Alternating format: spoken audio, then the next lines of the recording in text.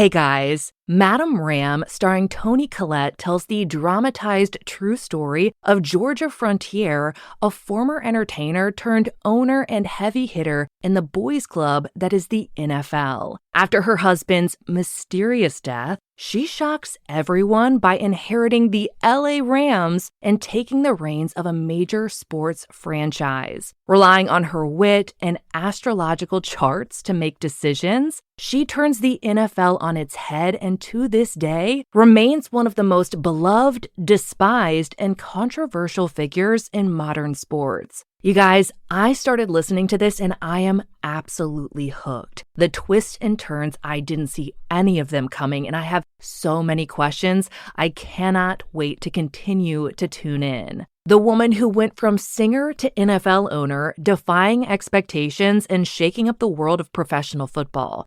Madame Ram dives into her relentless quest for respect, power, and a championship trophy. This isn't your typical sports story. Follow Georgia Frontier as she navigates a male-dominated industry using star charts and sheer determination to make her mark in history. Whether you love football, powerful struggles, or just a good scandal, Madame Ram has it all. Ambition, mystery, and the unforgettable legacy of a woman who refused to stay on the sidelines. Madame Ram, the woman who took on a man's world and won. Follow Madame Ram on Apple Podcasts, Spotify, or wherever you're listening now.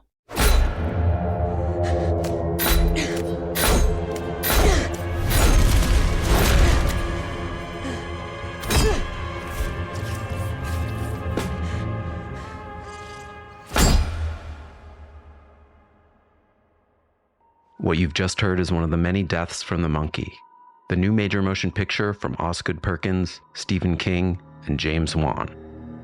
Experience it in theaters everywhere this Friday, because everybody dies, and that's life.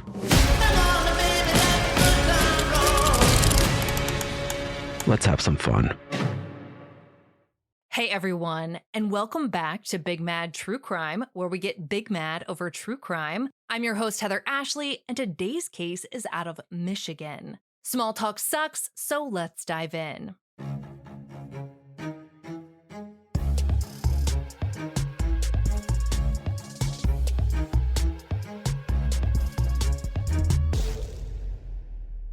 On May 13th, 2023, 29-year-old registered nurse Patrice Wilson was leaving work at the Detroit Receiving Hospital when she was ambushed and kidnapped by a man wearing a blonde wig. Almost immediately, police were able to figure out that the man in the wig was Patrice's abusive ex-boyfriend, Jameer Miller. A manhunt quickly ensued, with multiple departments coming together to search for both Patrice and Jameer. But it gets deeper. As Patrice's kidnapping was unfolding in the media, people quickly put together that back in March of 2011, Jameer's girlfriend at the time, Bianca Green, had also gone missing. There was now a search for two missing women, both associated with the man in the blonde wig.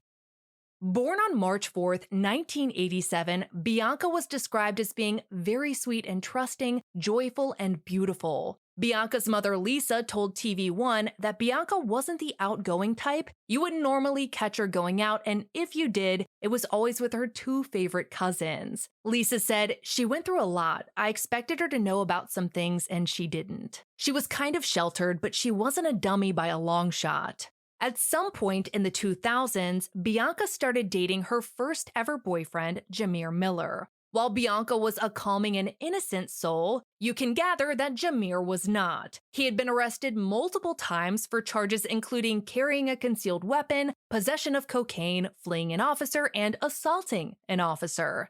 Knowing they were complete opposites, you can imagine that Jameer and Bianca's relationship was on again, off again.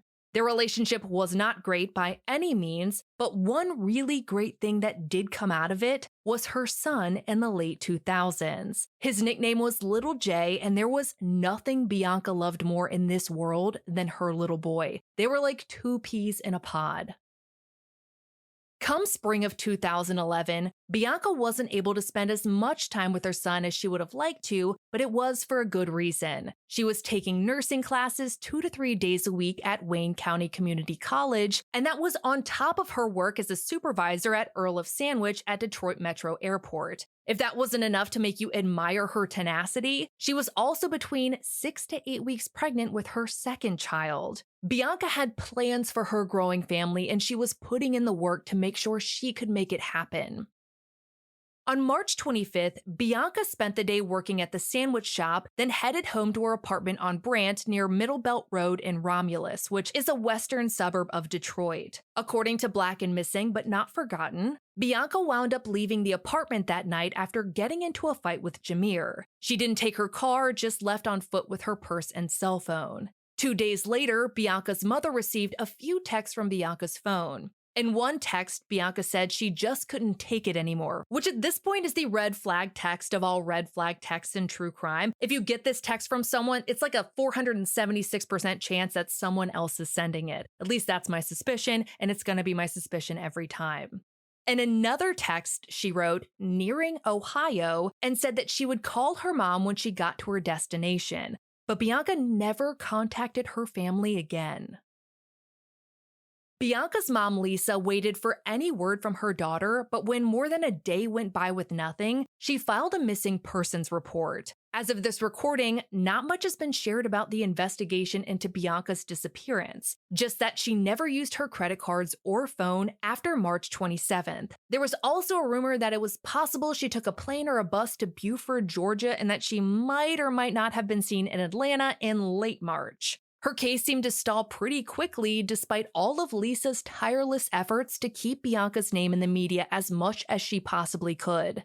She told TV1 that she tried countless different ways to get her daughter's case to gain traction, like getting in touch with NamUs, the Missing in Michigan Project, and more. She even contacted CNN, but just wasn't getting the responses she had hoped for. Lisa also contacted Crime Stoppers, who thankfully they did work with her. In April of 2012, they held a conference where they asked for tips and announced a $1,000 reward. Lisa spoke at the conference saying, "I'm giving a cry out to the nation because I need all the help I can get finding my daughter." She said she had continued paying Bianca's phone bill for 2 months because her phone just kept going to voicemail, but there was no activity on her account. None whatsoever, no phone calls, no text messages, nothing.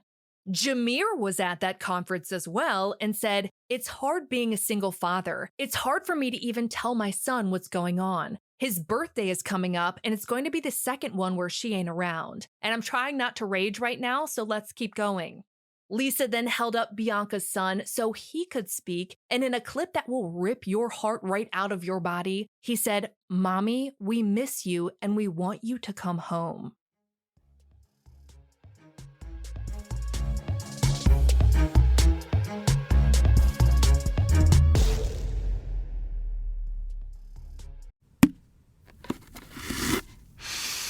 Clorox Sentiva smells like grapefruit. Cleans like Clorox. And feels like... yeah.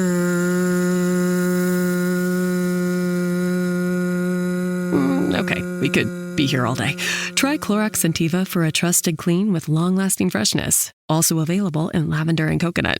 Use as directed.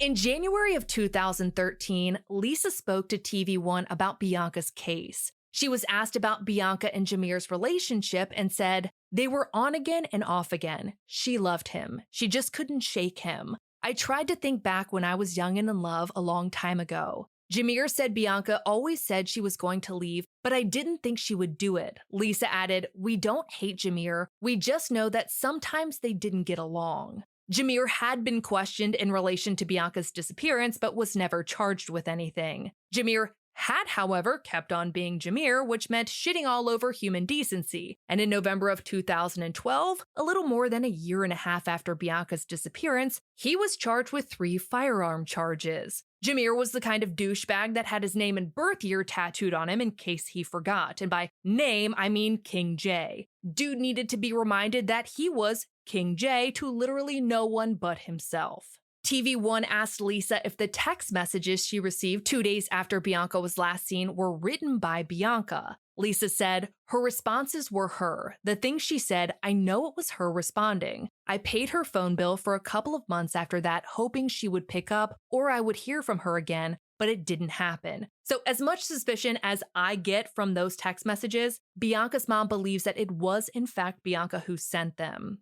Lisa also gave a few updates in Bianca's case. She said she had gotten a call from police letting her know about a pregnant woman who matched her daughter's description. She was given the address and immediately drove there alone. It blows my mind that a police department would call a missing person's mom and be like, hey, this pregnant lady looks like your daughter, here's her address. Once Lisa got to the address, she knocked on the door until a man answered. She rushed inside and found a pregnant lady lying under the covers. That pregnant lady, however, was not Bianca. Completely overwhelmed with emotion, Lisa apologized to the couple and explained that she was searching for her daughter. She told them, if it was your mom looking for you, she would do the same. However, as you can imagine, both the man and the pregnant woman were less than thrilled about what had just happened.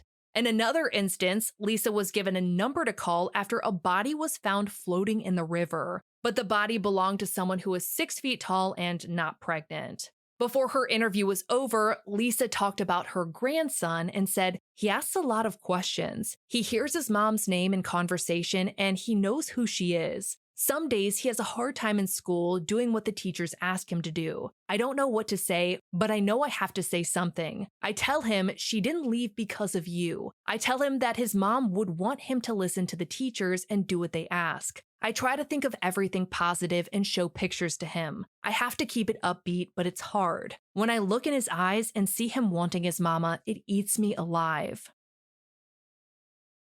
Over the next 5 years, the reporting on Bianca's disappearance was almost non-existent. But in March of 2018, Bianca's mother spoke with Fox 2 Detroit to mark the 7th year with no sign of her. Lisa said the family now believes that foul play was involved. They believe wholeheartedly that Bianca would never have left her son behind. Lisa said, it's been a long time. 7 years is a very long time without hearing anything from my child. My family and I are in a lot of pain. She added, you lose a button on your shirt. You don't lose a child. Lisa said, her disappearance has really taken a toll on everybody. I'm really counting on the community and some tips to help us.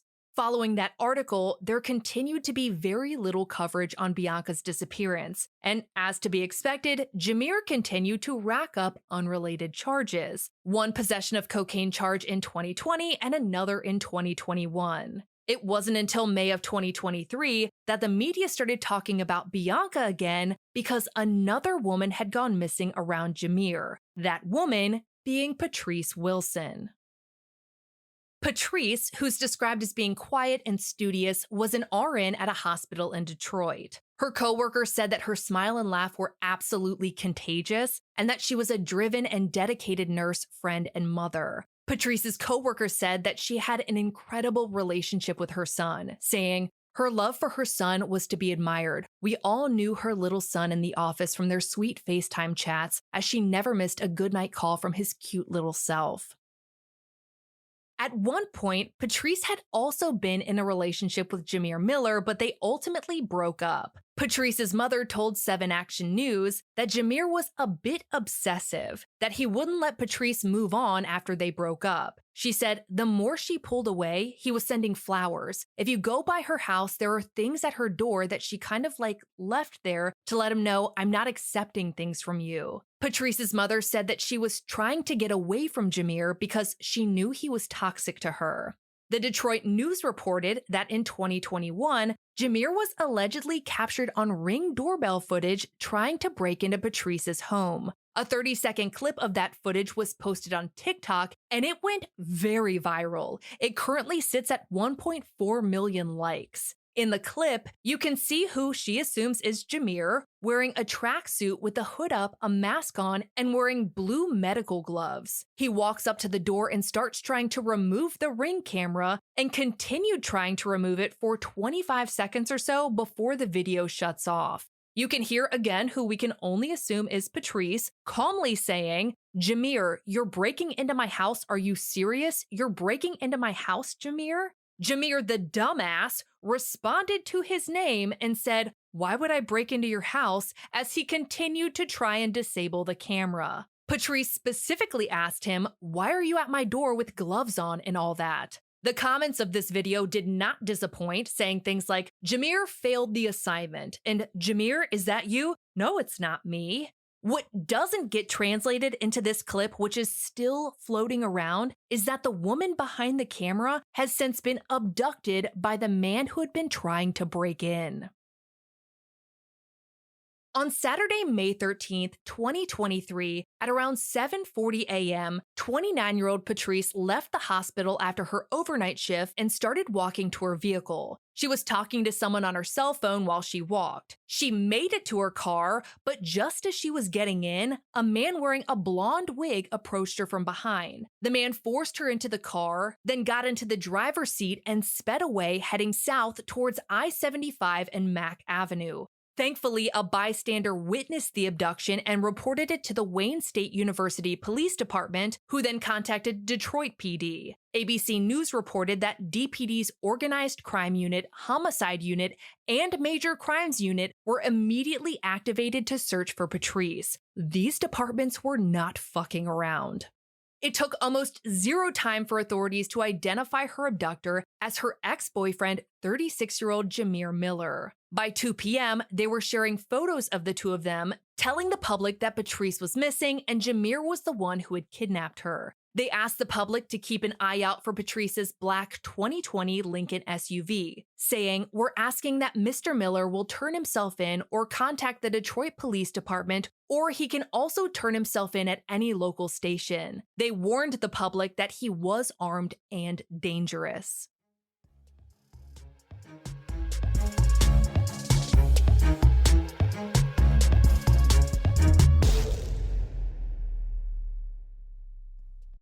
This episode is brought to you by Greenlight. Get this. Adults with financial literacy skills have 82% more wealth than those who don't. From swimming lessons to piano classes, us parents invest in so many things to enrich our kids' lives. But are we investing in their future financial success? With Greenlight, you can teach your kids financial literacy skills like earning, saving, and investing. And this investment costs less than that after-school treat. Start prioritizing their financial education and future today with a risk-free trial at greenlight.com/Spotify. Greenlight.com/Spotify.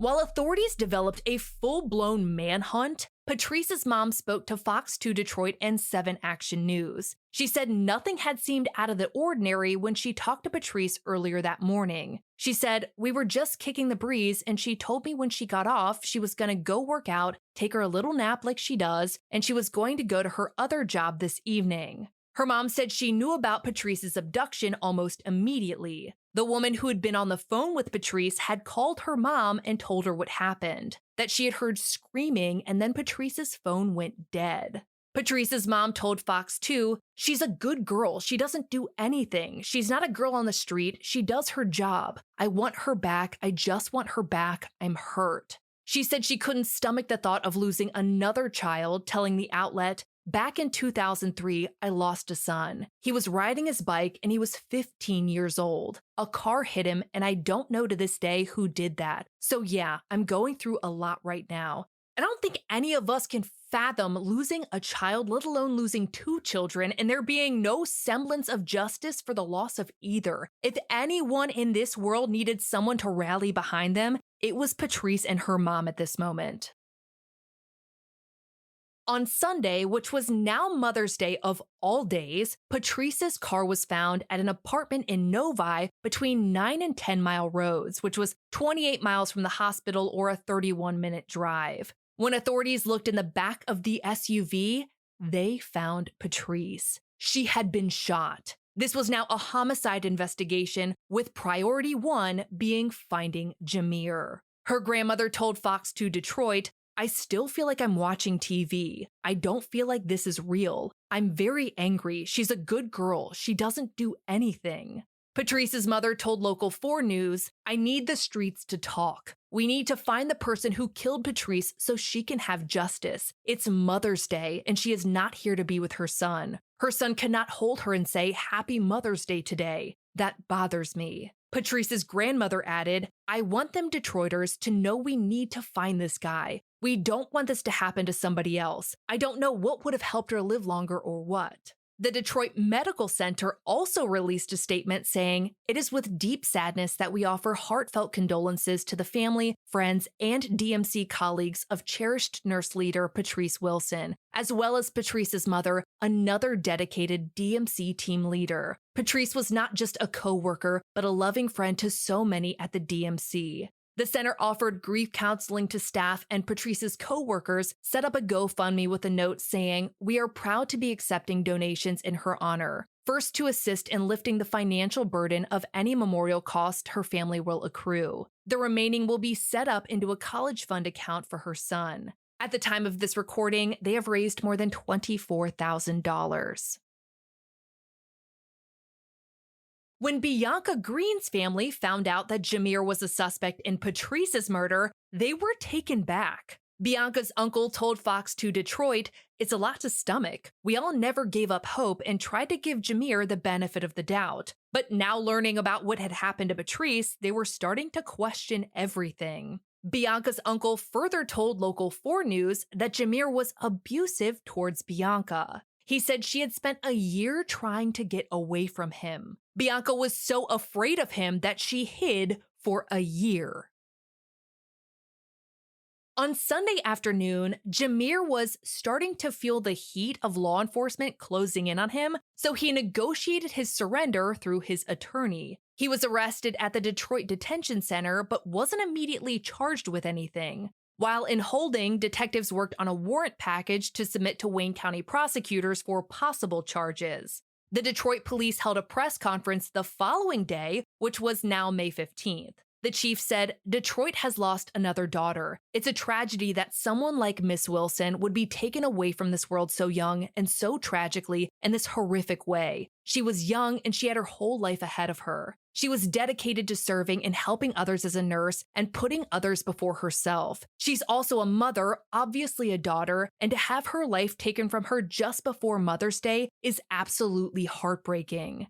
The chief went on to explain that following Jameer and Patrice's breakup, Jameer engaged in violence and persistence to keep her in the relationship, regardless of every step she took to get away from him. The chief said in no uncertain terms that Jameer is a violent person. He has a significant criminal history, and there is a history of domestic violence associated with that as well. He added, "We're unpacking all of that right now." The chief also added that Patrice's murder was the 12th homicide in Detroit in 2023 that involved domestic violence. He said Patrice's case was a grave reminder that there needs to be more support and resources for victims. He said, "In this instance, this is someone who did what she could to separate herself from that situation. Unfortunately, though, these types of offenders don't take no for an answer, and more needs to be done to protect our victims. There's PPOs and things like that, but we'd certainly like to see a lot more being done before someone else has to lose their life." And they all said, "Amen." Before the end of the conference, the chief made sure to discuss the possible connection to Bianca Green's case. He said, "I was made aware of Green's disappearance as part of this murder investigation. Everything's going to be looked at, including anything from that case as well. Our detectives are in contact with the agency of origin on that particular missing persons investigation. We'll be working together, pull their file, and see if there's anything we can help with." Following the conference, the News Herald reached out to the Romulus police chief. He noted that he was aware Jameer had been arrested for the kidnapping and murder of Patrice. He didn't have much to say about Jameer in connection with Bianca's disappearance, stating only, "We were familiar with him at the time of the investigation into Bianca's disappearance." He added that Bianca's case was still open and they are still receiving tips and looking for leads.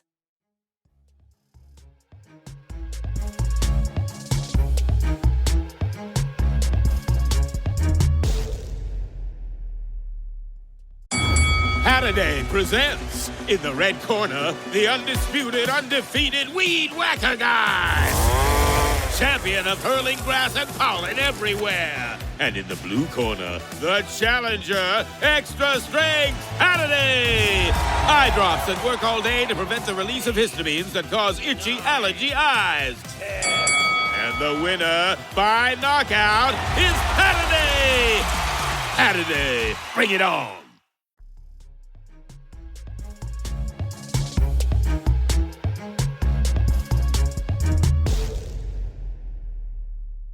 By May 17th, Detroit police had submitted a request to prosecutors to charge Jameer with the kidnapping and murder of Patrice. They said it would likely take more than a week for them to come up with a final decision. That being said, he was given 14 charges in relation to an incident that happened back in February. Delivery or manufacturing of narcotics/cocaine, another for that under 50 grams, delivery or manufacturing of methamphetamine, 2 felon in possession of firearm charges, 2 felon in possession of ammunition charges, and I love the petty that went into making those 2 separate charges. He was also charged with 7 catch-all felony firearm charges. When they said he was armed and dangerous, they were serious, and he wasn't going to be going anywhere anytime soon. Unless, of course, he came up with the money for his $1 million cash bond, which was never going to happen. Patrice's grandmother told Local 4 News, "We're so happy about the arrest. Now we've got to go forward. There's still a lot more questions that need to be asked." And a lot more questions to be asked there were, because Local 4 News reported that they were introduced to a third woman who had a violent relationship with Jameer. In June of 2019, a woman in Saline, which is about an hour outside of Detroit, reported that her tires had been slashed. Her boyfriend at the time was listed as Jameer. In the end, no charges were filed because police had no witnesses to the tire slashing, but it was certainly worth mentioning.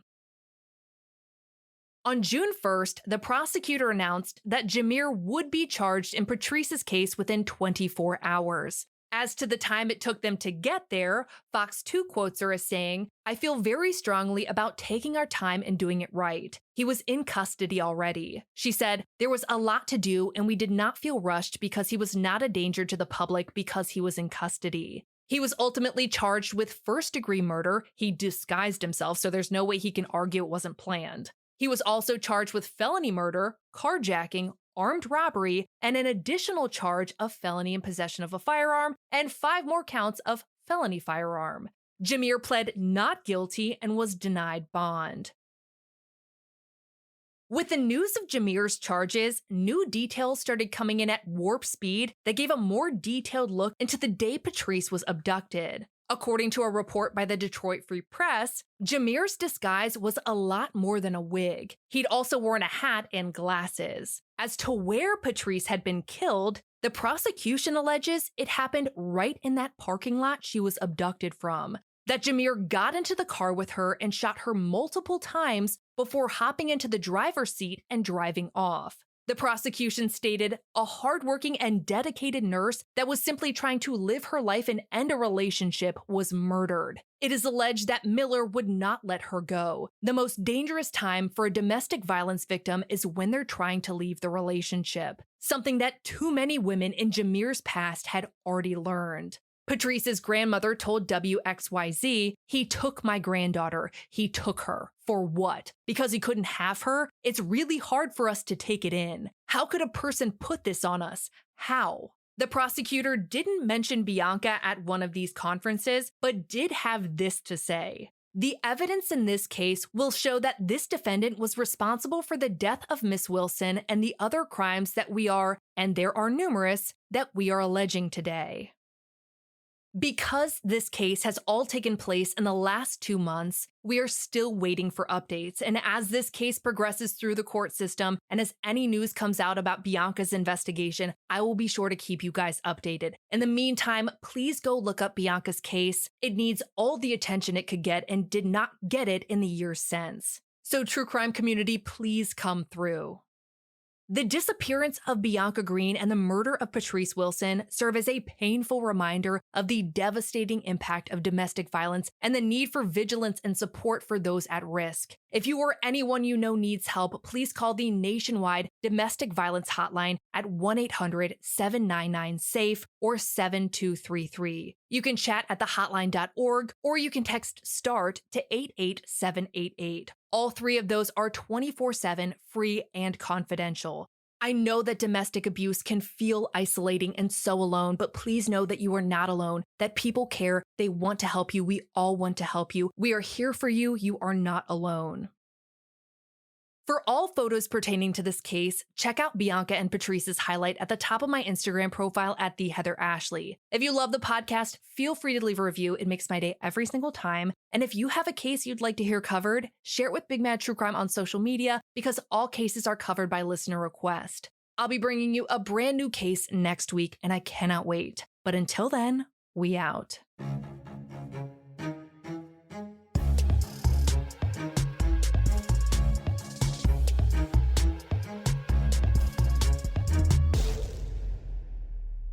Okay, guys, we are officially at the end of the episode, which means it is time for me to share a review that made my entire day.